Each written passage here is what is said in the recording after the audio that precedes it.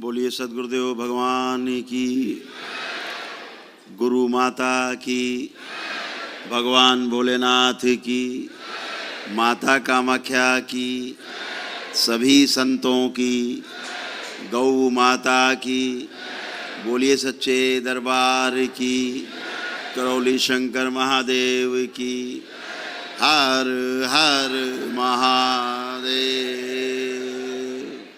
हमेशा ध्यान रखिए, दुनिया बाहर नहीं है, दुनिया बिल्कुल बाहर नहीं है। हमेशा ध्यान रखें, हमारी दृष्टि जितनी है सब बाहर है।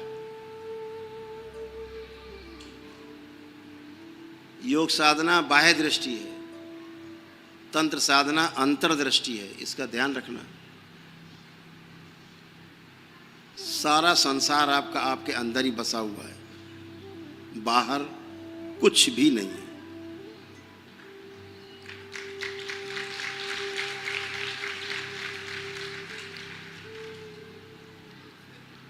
यत् पिंडे तत् ब्रह्मांडे, हमारे महापुरुषों ने कहा है। यही ब्रह्मांड है, सारा ब्रह्मांड इसी में समाया हुआ है।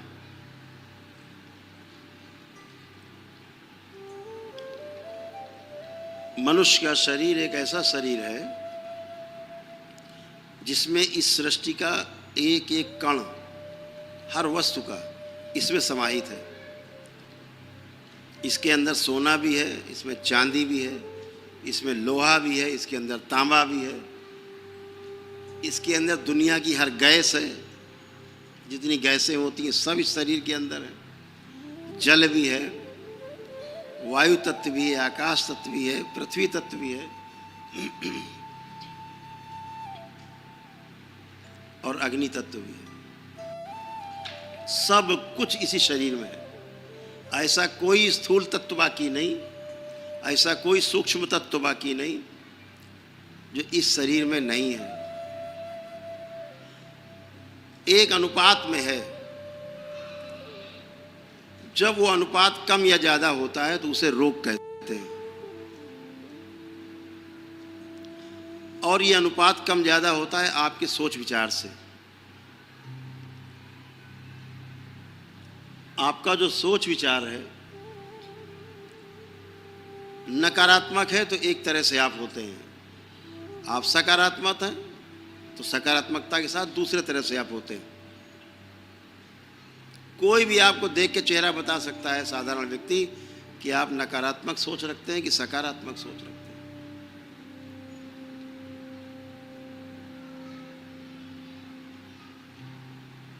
कई हमारे मित्र हैं, चिकित्सा के पेशे से जुड़े हुए हैं, सब पुराने मित्र हैं चिकित्सा के समय से।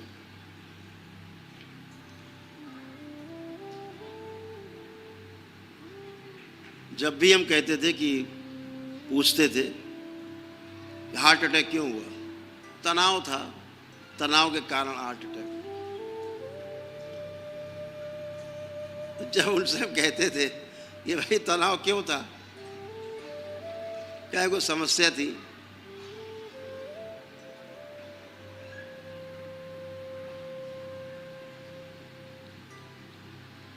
जब उनसे हम कहते थे कि सारी समस्या की जड़ दिमाग में सूजन है, कहते उससे क्या होता, सूजन से तो स्ट्रोक लग सकता है, ये हो सकता है, वो हो सकता है। तो हम पूछते थे चलो सूजन हटाने का उपाय बताओ, तो कहते सूजन हटाने का उपाय बने नहीं आज तक। क्यों नहीं बना, उन्हें यही नहीं पता सूजन बनती कैसे दिमाग में।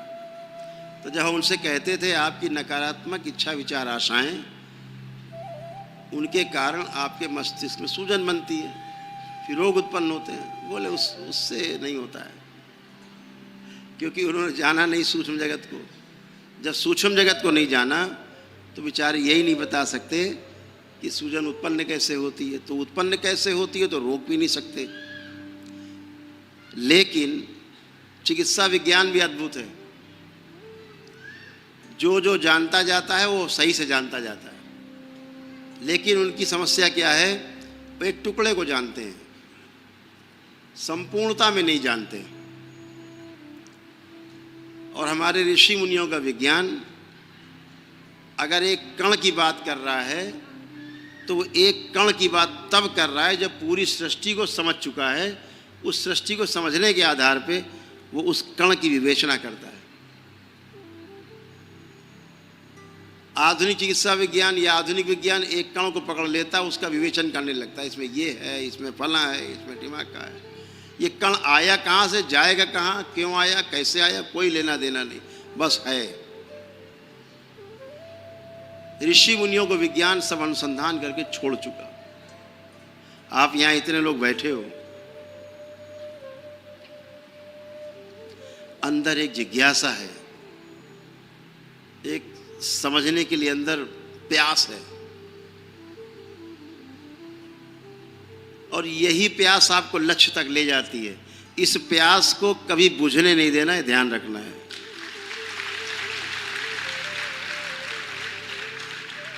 इस प्यास को कभी बुझने नहीं देना है। तृप्त हुए मतलब समाप्त हुए।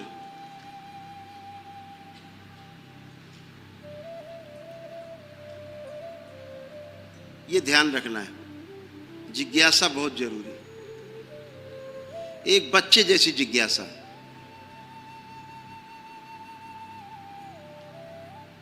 छोटे से बच्चे की जैसी जिज्ञासा बनी जरूर रहे। ये जिज्ञासा को कभी खत्म मत होने देना। हम आज भी बाबा से सीखने की कोशिश करते हैं, अभी भी कोशिश करते हैं।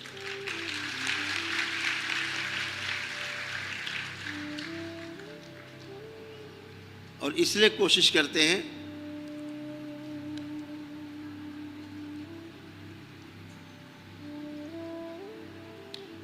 और ध्यान रखना, बाबा सिखाते कहते किसी को नहीं है, ये भी ध्यान रखना। जब फंसोगे तो कहें कोई बात नहीं, करते रहो, समझ जाओगे।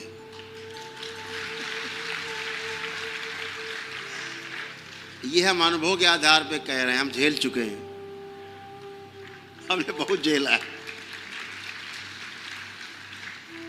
जब भी फंसे बाबा ये कैसे करे रहो बच्चा, समझ जाओगे।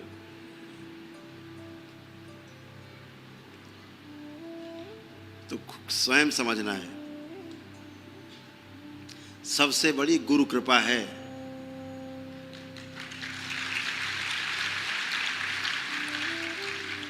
और यही समर्पण आपका होना चाहिए, समर्पित रहे गुरु के प्रति समर्पण, कि गुरु जो कह भी रहा है ना उसमें जरूर कोई तत्व है। अगर वो कह रहे हैं कि समझ जाओगे तो मतलब इतना तो आशीर्वाद हो ही गया कि समझ जाओगे। तो इतना आशीर्वाद तो मिल ही गया कि करते रहो, समझ जाओगे। तो फिर करना क्यों छोड़ा जाए, किया जाए और समझा जाए। तो हमेशा ध्यान रखो कि गुरु कृपा से हर चीज़ संभव है, और गुरु कृपा से ही जो है दरबार है। गुरु की कृपा से हम सब एक साथ हैं, और गुरु की कृपा से ही हम सब उस लक्ष्य को भेदेंगे जिसके लिए धरती पर जन्म लिया है।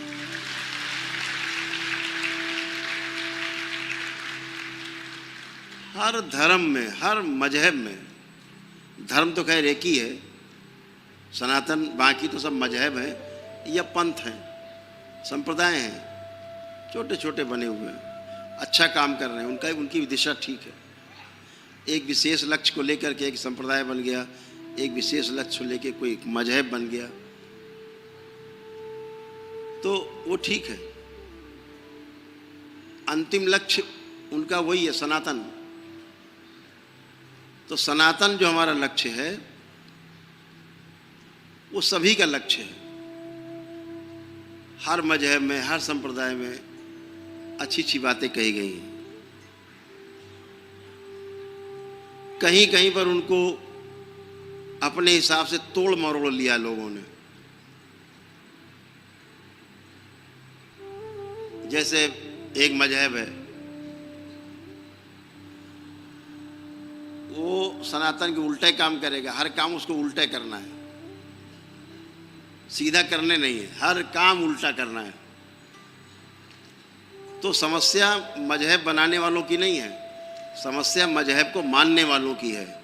उन्होंने कुछ को कुछ मान लिया और कुछ का कुछ मान लेने के कारण समस्याएं समाज में बनी रहती हैं। दरबार हमेशा कहता है कि पहले चीज़ों को जानना है, जानने के आधार पर मानना है। इस बात को हमेशा ध्यान रखो। कोई कह दे सीधे नहीं मान लेना है, जानने का प्रयास करना है।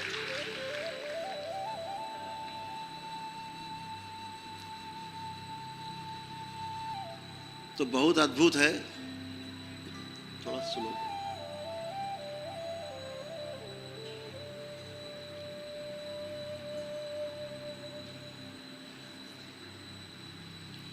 तो तंत्र की जो साधना है बहुत सरल साधना है, बहुत सहज साधना है। जो कुछ जैसा है उसको स्वीकार भाव में रखना है, स्वीकारोक्ति रहनी है अपनी, किसी चीज़ से परेशान नहीं होना है। कोई चीज़ आपको अंदर से परेशान करे तो दरबार तो वैसे ही हटा देता है आपके एक संकल्प से। मात्र एक संकल्प से दरबार के ने आपको शक्ति दे रखी है। एक संकल्प मात्र से आपका काम हो जाता है कि बाबा ये स्मृति नष्ट कर दी जाए, गई। बाकी तो हम देख रहे हैं देश दुनिया में संकल्प नहीं, कुछ भी करते रहो। जब तक पितृ महाराज बैठे हैं तब तक कोई संकल्प काम करते नहीं है। 90% संकल्प काम नहीं करते।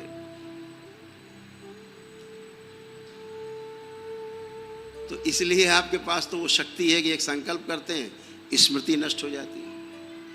स्मृतियां हमारे जीने का आधार हैं, हमारे पुनर्जन्म का आधार हैं, हमारे मृत्यु का कारण हमारी स्मृतियां हैं, हमारे रोगों का कारण हमारी स्मृतियां हैं, हमारे स्वस्थ बने रहने का कारण हमारी स्मृतियां हैं। आप दरबार में बैठे हैं, तंत्र दीक्षा में आगे बढ़ रहे हैं, ये भी स्मृतियों के आधार पर आप आगे बढ़ रहे हैं। आपके अंदर सभी स्मृतियां हैं। आप सबको दरबार का यही लक्ष्य है कि आप सबको धीरे धीरे धीरे धीरे इस योग्य बनाया जाए कि आप हर वो कार्य कर सकें जिसको सेवा कहा जाता है।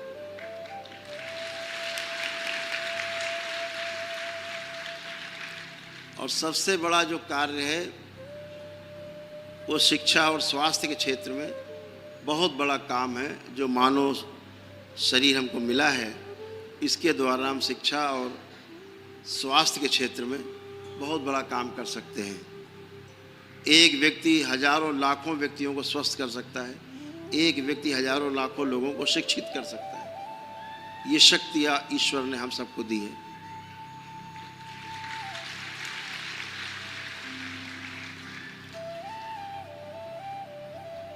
दरबार आपके साथ जुड़ता है, आप दरबार के साथ जुड़ते हो। तमाम आपके परिवार में जो समस्याएं रहती जाती हैं, आपने झेला है, आपने भोगा है चीज़ों को और समझा है चीज़ों को ठीक से। समझकर आपने कोई रास्ता चुना है जो आज आप यहाँ बैठे हैं सब लोग। तंत्र में जुड़ना एक साधारण घटना नहीं है। आपका जुड़ना तंत्र में, तंत्र की दीक्षा लेना, तंत्र में आगे बढ़ना, इसको समझना, ये साधारण घटना नहीं है। ध्यान रखना, ये एक बहुत बड़ा अवसर है आपके सामने। इस अवसर को चूकना मत। निशाना लगाए बैठे रखना। जैसे सेना के जवान हफ्तों हफ्तों एक ही जगह बैठे रहते हैं, एक ही आसन में लेटे रहते हैं, अपना मैगजीन भरे हुए, बिल्कुल एकदम मशीन गन रेडी। जब टारगेट सामने आता है हिट कर देते हैं, एम्बुश लगा के बैठे होते हैं। ऐसे बैठे रहना, प्रतीक्षा करना। वो प्रतीक्षा जैसे नंदी करते हैं शिव के सामने बैठे हुए, ऐसी प्रतीक्षा, ऐसा धैर्य, नंदी जैसा धैर्य। जब निकले शिव स्वीकार है, हम तो बैठे हैं, हमारा काम बैठने तक है।